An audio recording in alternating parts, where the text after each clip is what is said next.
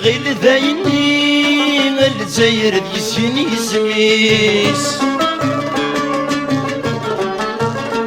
يحلل دي صغي يسخر في التاريخيس انا غير ذايني الجزائر ديسيني سميس يحلل دي صغي يسخر في التاريخيس باب تمرثيو غال مذلول كساسم كان فوق خلول ينشلد القروبانيس فوطن مثل الفغيول ذا غيع في صغف مبولي قج سيدي سنيس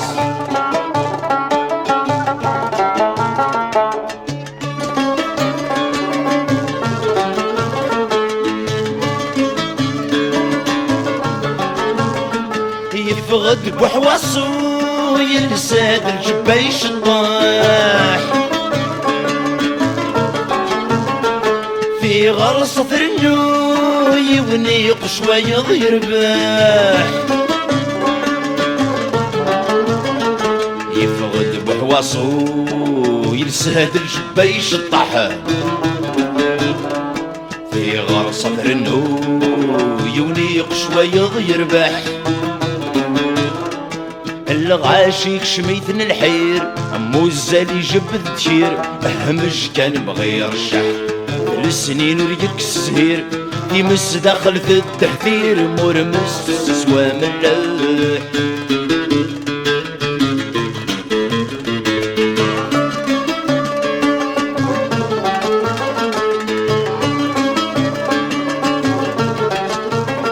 يبض 80 فغند مدرسي بردان الرشد حدين تنادين الحق ينفان يبض 80 فغند مدرسي بردان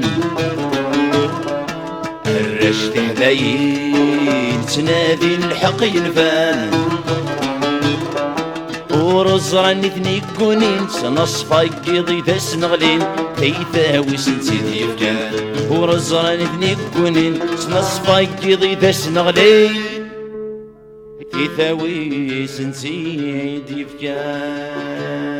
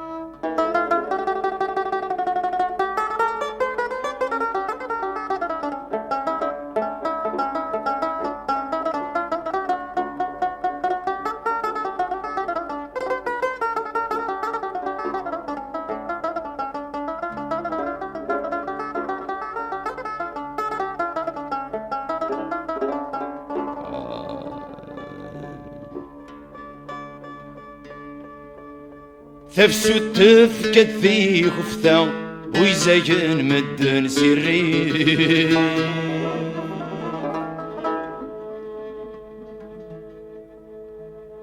ثمور ثور دفكي الفايدة يقرصد في الاسواسي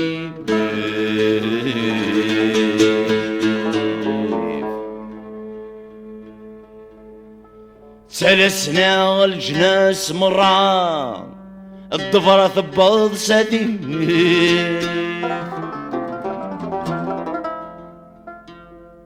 كرندوي الطرزة المحنا أكن يزن صباح يبكي.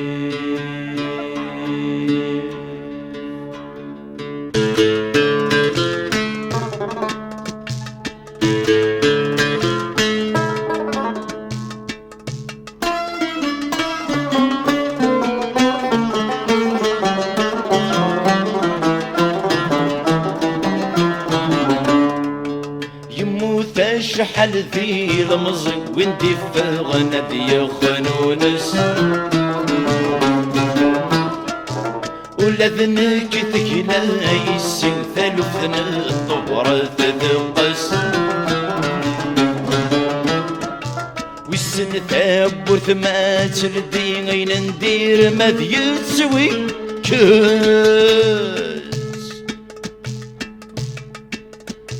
مذ يستعفو جزايري مذ يوغال غلاصين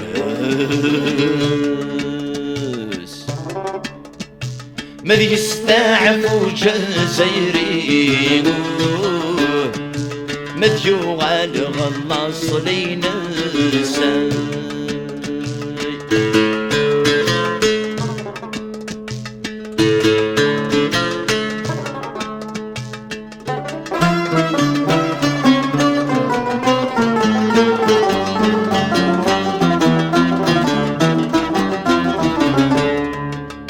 الباطل يوثي غيسي يفقدو صدرو التافات ويموت ناثن يرحم ربي مسقرانا غد الشفايات أندو السيل الفلاني الدام محذو الناس إمي غران نكوني ذولي ولا يغار نسلون الأسوات إمي غران نكوني ذولي ولا يغار نسلون الأسوات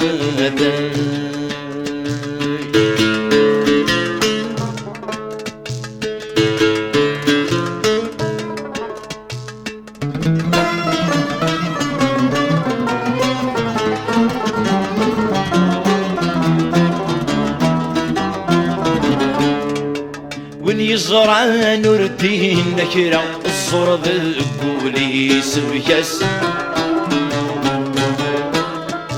وينو ميت تكس الشفايا ولا يغار لتسيال بلاس ورومي نغسل قرايا دربحن مدن في الساس وريهليني في ذا الحرمان عندك نرلا انت تخيل وريهليني في ذا الحرمان عندك نرلا انت تخيل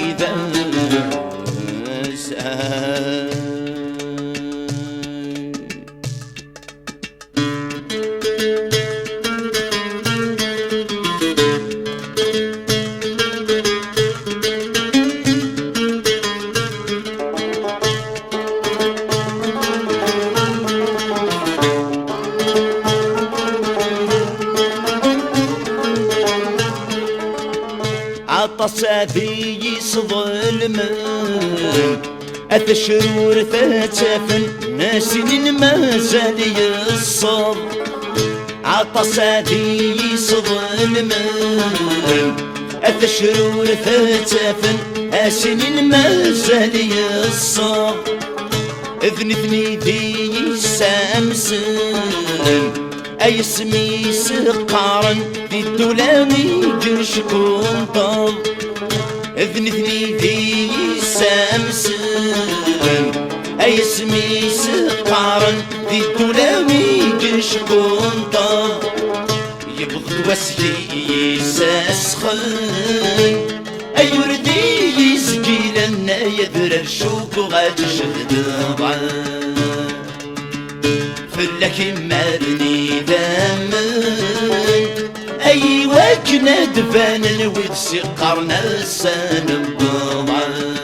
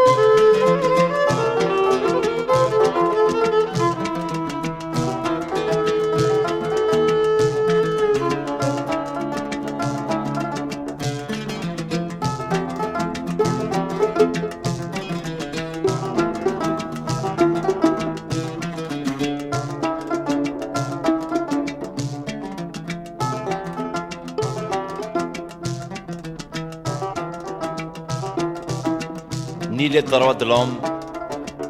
ni les droits de l'homme sous toutes les formes, ni aucune opposition n'ont pris part à mon malheur, sauf le peuple comme un seul homme n'a osé défier la peur. Ce parti ou celui-là, je ne me gênerai pas à les torpiller haut et bas, sans relâche, mais sans mépris, pour que les géoles s'effondrent, pour que tous les bourreaux sombrent dans la triste nuit des ombres. Retirons nos bâillons, redorons nos blasons, accueillons cette lueur présage de bonheur, toutes et tous pour une Algérie meilleure et pour une démocratie majeure.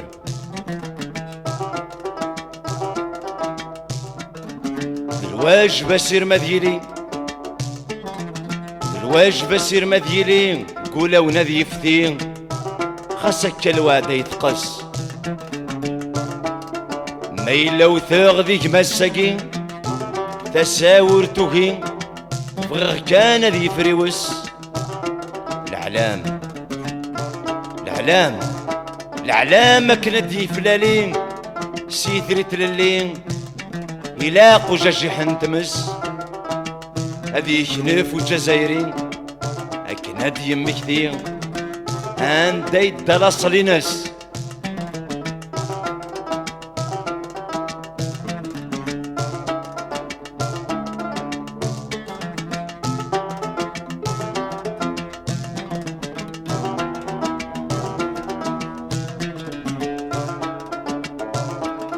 أديني إذا جيري اللي غذل قروني ذي غرون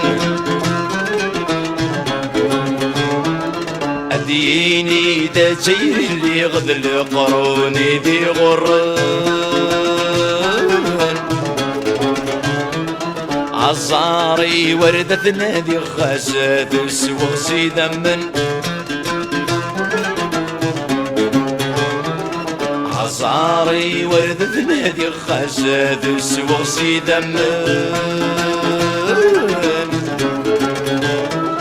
ماشي دي السوقيت وفي غلصني وذا مازيغ وريل تنوز وريرن وريل تنوزو وريرن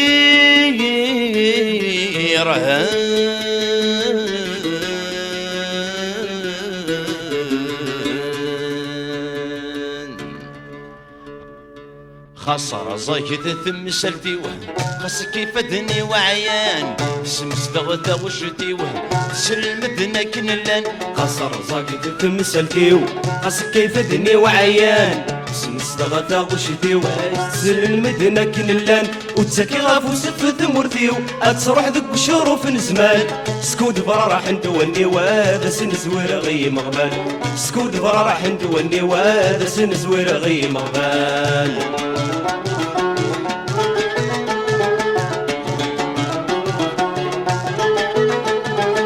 يا نسيتي سو الحق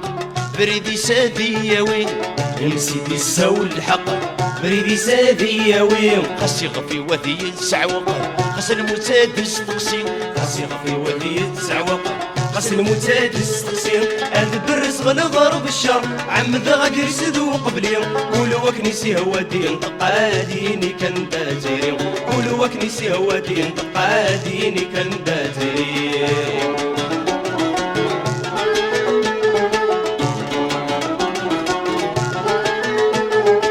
سلك سدو كل التغلين والرشدي مش طاح سلك سدو كل التغلين والرشدي مش طاح قوة التكوني تيساغود في البطل في الارواح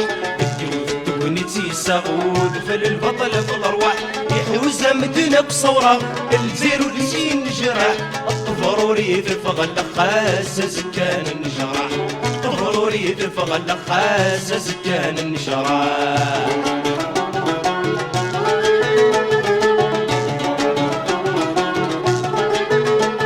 سيدا من بذي يخلون سن يفرق وذمة اللي سيدا من بذي يخلون سن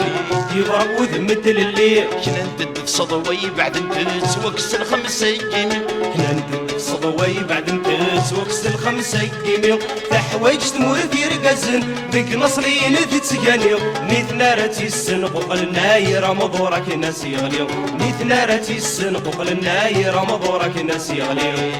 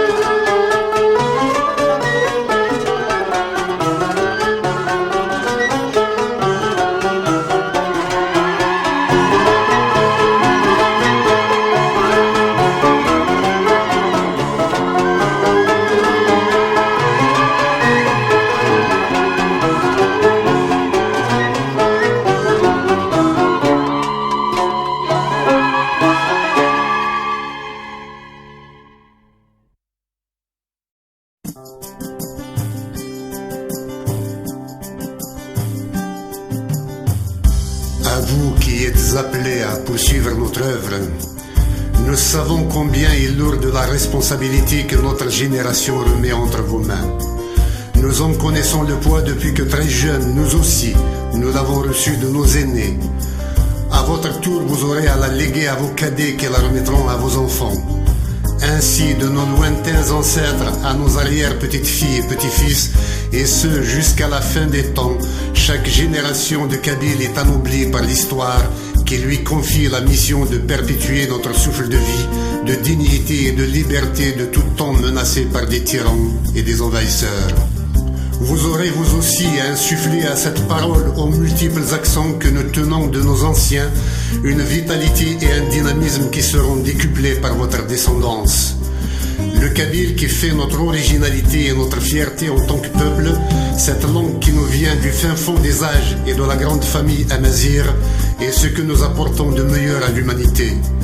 Il exprime notre âme, notre être et notre terre face au déchaînement des hommes et des éléments dont ils freinent la folie en leur montrant combien notre attachement à la liberté est sans limite,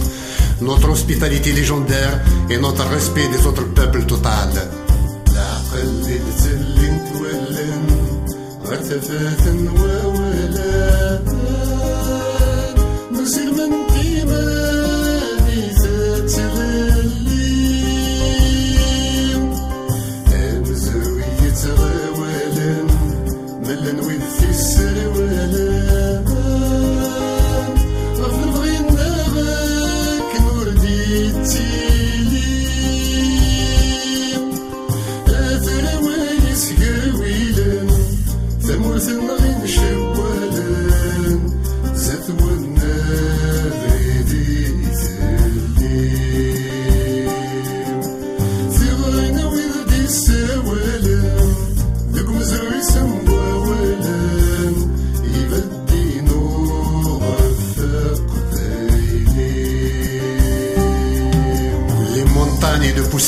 Déposées par les vents de l'histoire sur nos cœurs et nos yeux,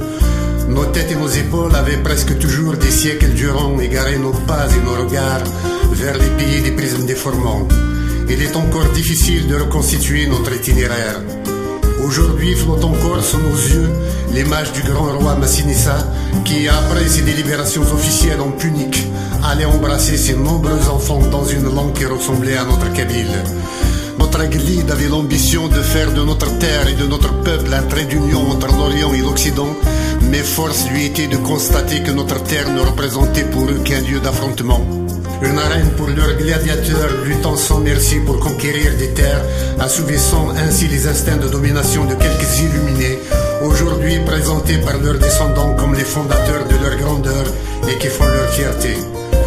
Notre peuple, épris d'amour et de paix, était réduit malgré lui à une vulgaire réserve de soldats qu'on levait au service des causes qui étaient rarement les siennes.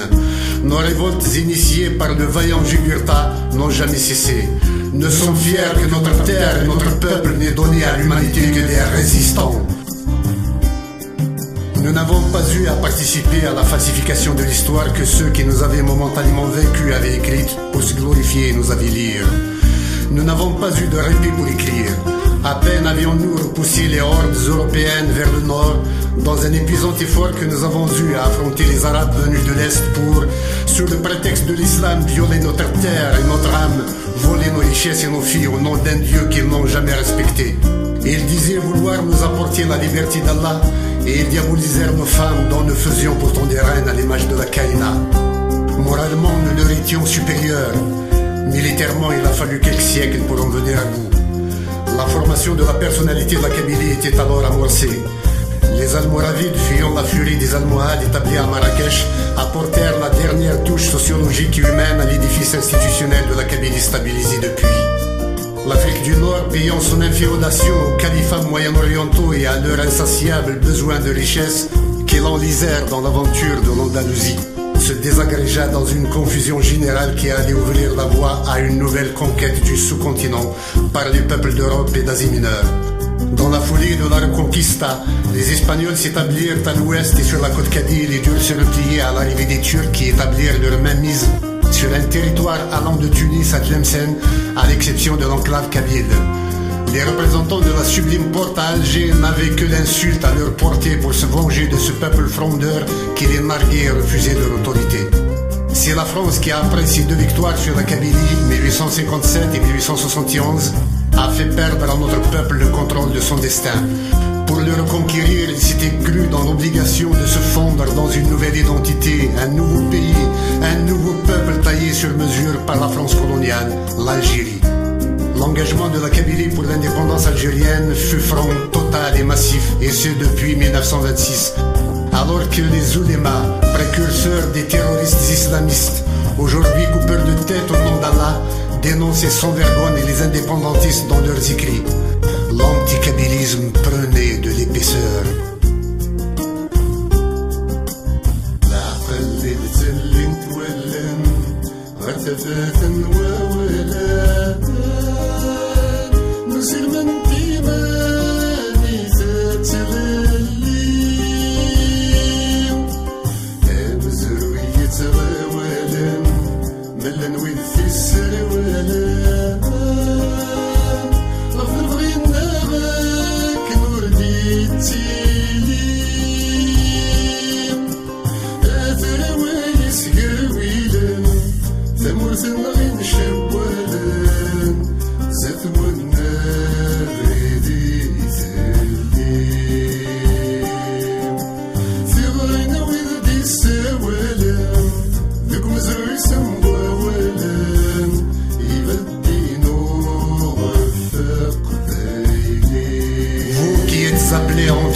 La mémoire de nos sacrifices pour les générations qui vous suivront. Sachez qu'en tant que Kabyles, nous avons oublié dans notre combat pour l'Algérie jusqu'au fait que nous étions un peuple. Nous, dont les parents s'étaient donnés en offrande à l'indépendance de l'Algérie, nous avons grandi comme nos aînés dans la ferveur nationaliste et voulions faire de notre pays le plus beau et le plus prospère au monde. Notre amour était et reste entier pour cette terre irriguée de nos larmes et de notre sang, cette patrie miroitant dans les regards trahis de nos veuves et de nos orphelins, sortis des rats de nos maquisards qui rendaient l'âme sous la torture de leurs bourreaux dans les caves du colonialisme, ou après dans les bas-fonds de la police politique de l'indépendance. Notre attachement à cette Algérie dont la plupart de ses libérateurs kabyles n'avaient aucune arrière-pensée était charnel. Nous luttions en Kabylie en rêvant à toute l'Algérie dont nous voulions changer de régime dictatorial en démocratie, le système tortionnaire en celui des droits de l'homme, l'école en celle de la science, du progrès et de la modernité afin de mieux nous insérer dans le monde des libertés. Nous luttions pour une identité collective de majorité pensant rendre service aux Algériens qui auraient enfin à partager des valeurs communes et un sentiment de fraternité retrouvé avec la fierté des mêmes origines. Notre voie était tracée par l'étoile nord-africaine de 1926 à travers laquelle la Kabylie s'était engagée à prendre en charge le destin de tout de ce continent. Notre combat a de tout temps été généreux, orienté vers l'intérêt des autres au lieu et place de celui des Kabyles et de la Kabylie. De l'insurrection armée du FFS en 1963 au printemps noir 2001 en passant par le printemps berbère de 1980, tous les militants kabyles n'avaient d'autre objectif que de construire une Algérie conforme à leurs rêves communs. Nous confondions tous allègrement l'Algérie et la Kabylie. C'est au terme d'un long processus que nous avons pris conscience de l'impasse dans laquelle nous étions. Un militant ne remet pas en question sa cause. La force d'une conviction écrase toutes les preuves de sa réfutation.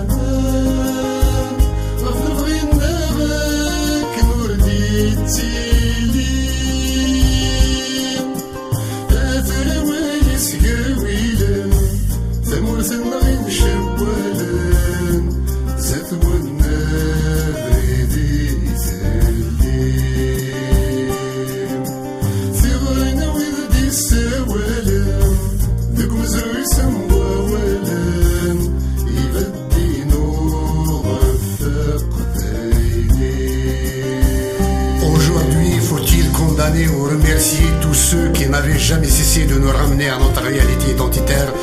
et ce depuis l'accession de l'Algérie à son indépendance.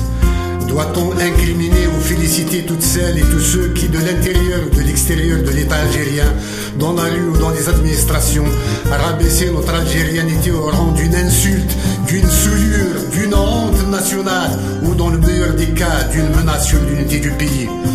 En tout état de cause, le chantage exercé sur nous de choisir entre être arabe ou ne pas être algérien est du même ordre que celui auquel nous soumettait le colonialisme, être chrétien ou ne pas être citoyen. Dans ce pays où nous ne sommes pas des immigrants, tout pouvoir qui exige de nous de renoncer à notre identité et à notre langue pour celle qu'il nous impose est de type colonial. Après la langue, qui l'empêcherait de nous demander de changer de peau, de visage, et pourquoi pas de statut d'êtres humains libres pour celui d'esclaves, voire de bêtes de somme? Non, notre dignité impose que nous nous assumions dans ce que nous sommes et non dans ce que des despotes racistes voudraient que nous devenions. Nous sommes Kabyles et nous formons un peuple fier de l'être. C'est une donnée que le pouvoir algérien serait mieux inspiré d'assimiler et de consacrer par un statut adéquat afin d'offrir à la région et au pays la réconciliation et la stabilité dont ils sont privés depuis 40 ans. En avril 2001, dans l'indifférence générale, un massacre est perpétré en Kabylie par les forces gouvernementales. Le choc provoqué par ces événements nous a amenés à repenser notre démarche de façon radicalement différente. Nous nous sommes sentis trahis, exclus un peu plus de cette Algérie qui se montre compatissante à l'égard des Arabes du Moyen-Orient, au moment même où des mères et des pères kabyles pleurent leurs enfants fauchés par des balles des gendarmes algériens. Nous avons dès lors repris un à un les éléments de notre histoire,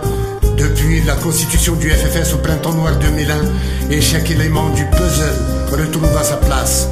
Les Kabyles ont systématiquement été marginalisés dans leur combat pour l'Algérie. Que ce soit en 63 ou en 2001, en passant par 80, la création de la Ligue des droits de l'homme en 85, les Kabyles ont été rejetés. Nos organisations politiques n'ont jamais pu fédérer une majorité d'Algériens. Après pareil constat, notre réflexion s'est réorientée vers la recherche d'une solution globale. Nous voulons avant tout sauvegarder l'intégrité du pays tout en offrant au peuple kabyle la possibilité de présider à son destin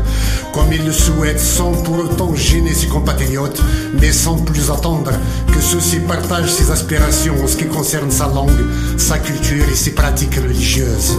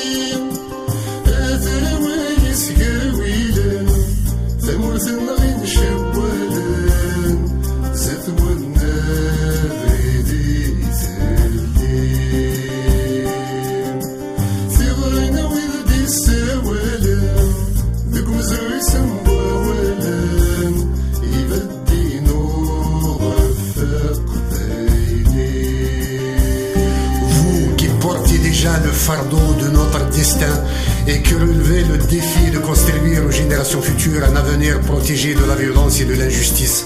Savez que les intérêts en jeu dépassent ceux des individus et de leur carrière, ceux des groupes et de leurs chapelles. Aucun de nous n'a le droit de se faire passer pour prioritaire sur l'avenir du peuple kabyle. Cessons de nous déprécier. Ceux d'entre nous qui défendent les droits légitimes du peuple kabyle avec sérieux et abnégation méritent notre respect. Il est encore trop tôt pour se perdre dans des débats qui ne pourront être soulevés que lorsque nous aurons un État propre à notre région. Les problèmes idéologiques impliquant des choix de société pour la Kabylie sont importants, mais pas pour l'heure. Une fois notre autonomie acquise, charge pour nous de voter pour le parti ou le candidat proche de nos opinions. Identifions-nous aujourd'hui à cet Indien d'Amérique à qui l'on demandait s'il était politiquement de l'aile gauche ou de l'aile droite et qui répondait « Je suis l'oiseau ». C'est entre vos mains, jeunes Kabyles, que je dépose ce message qui pour moi a la valeur de toutes les souffrances et de toutes les épreuves que notre peuple a eu à affronter à travers les âges. Chaque mot y dit notre générosité et notre respect de nous-mêmes et des autres. J'espère qu'il porte toutes les espérances de la Kabylie d'aujourd'hui et celles de son avenir qui ne pourront se réaliser que dans le cadre d'un État kabyle. Demain, si notre option pour l'autonomie s'avère en deçà ou au-delà des intérêts du peuple kabyle, il vous revient d'en réajuster le cap. Comme nos prédécesseurs, nous avons fait notre devoir, à vous de faire le vôtre, d'aller plus loin. Vive la Kabylie! Vive la Kabylie! Vive la Kabylie! Vive la Kabylie! La خليت اللي نتولن وارتفعت وولات نسير من إيماني تتغلي مزروية غوالن ملن وذي السروالات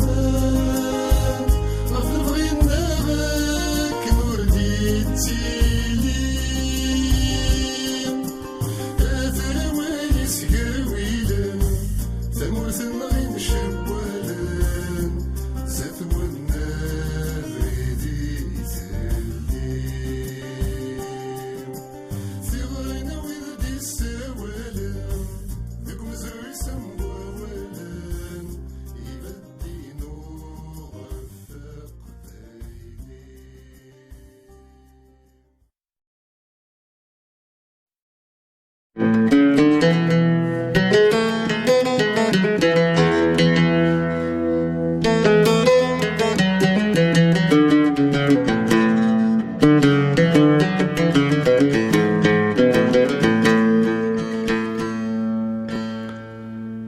سكر ثمس ثوغال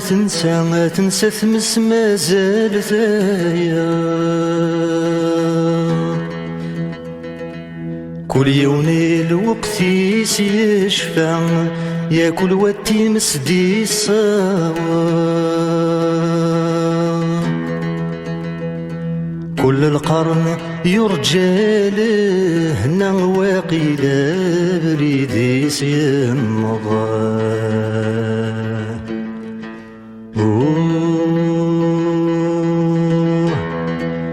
ثمورتي وملياني ذاتي سميوان يتجنغد يمزورا أين السدي باني لاس غاس فلاس لا نتعسى كل سكر سيتشاسياس نوبة ذات النافيك فغيب وسمان ذلو رسال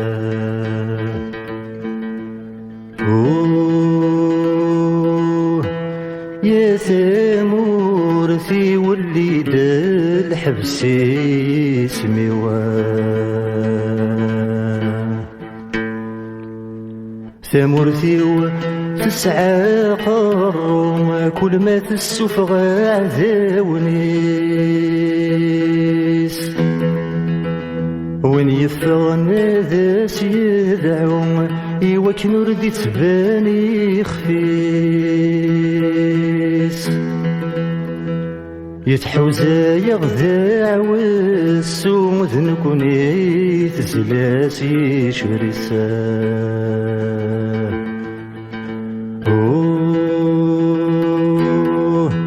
ذي الطيق نلا ميقنسو جاجيح نكفا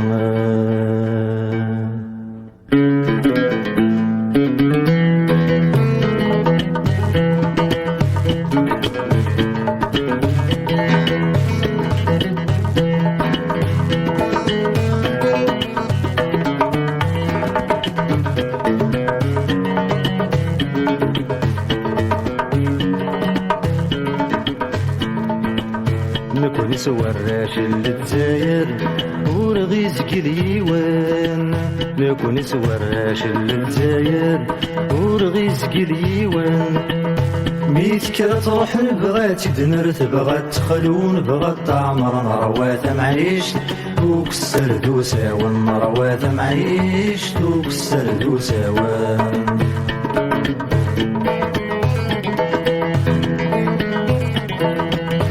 انوي ذا رفيق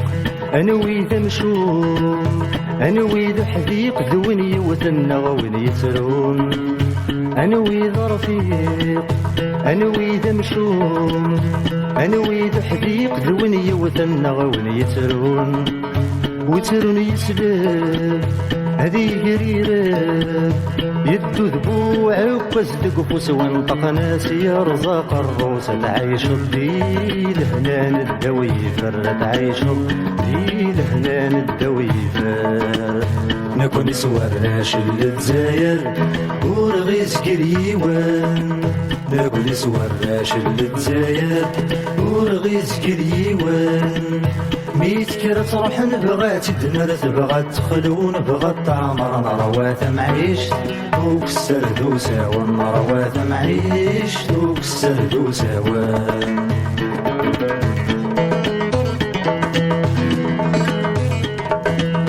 اشي مثنو ذا اميك تلحو الا نويا صن الناس فانا قرو اشي مثنو ذا أميك تلحون إلا نويا غصن الناس فنعقرون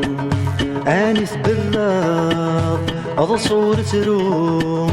مرث بغيض أكثا والموت تصطف ثاني قالوا تجر سيديك يسن سنارك يا تجر سيديك يسن سنارك يا نكون سوراش الجزائر ورغيس كليوان نكون سوراش الجزائر ورغيس كليوان ميت كرا تروح نبغات دنر تبغات تخلون بغات تعمر نروات معيش دوك السردو سوا نروات معيش دوك السردو سوا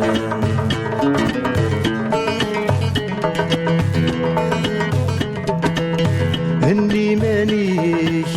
كل شي يقرز غرتك ثبتك ذيلك والبركة كميز هني مانيك كل شي يقرز غرتك ثبتك ذيلك والبركة كميز سرسل موخيك بركة نقز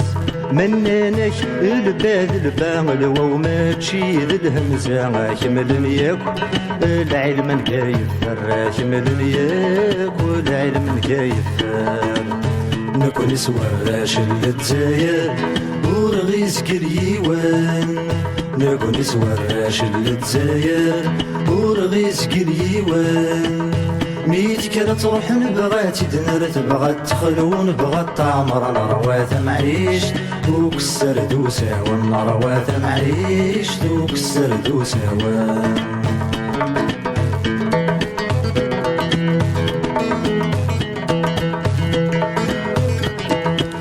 لستقسايا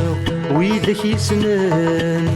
ازقي غوهم غفينك ويد تمسلايان لستقسايا ويدك يسنان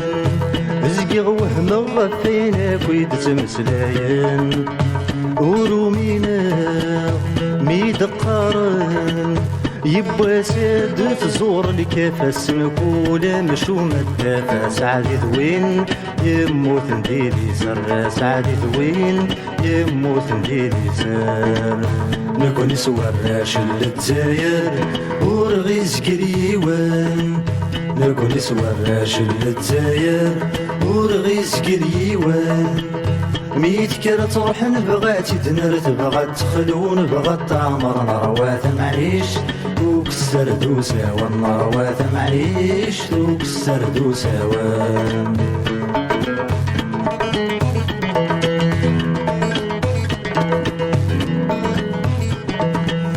ولاش الخصاص كل شي يلام بخير لاباس فاشي لا تتروى ركام ولاش الخصاص كل شي يلام بخير لاباس فاشي لا تتروى ركام تبغيض الكاس نيغ الجمال احمد ربي ثوت ضيف واستسهو الشمر كيخص عاش ذي الهنا امي سل الجزائر عاش ذي الهنا امي سل الجزائر نكون سوا الراشد للجزائر ورغيسك اليوان نكون سوا الراشد للجزائر ورغيسك اليوان ميت كرا تروح نبغى تدنر تبغى تدخل ونبغى تعمر روات معيش وكسر دوسا ومروات معيش وكسر دوسا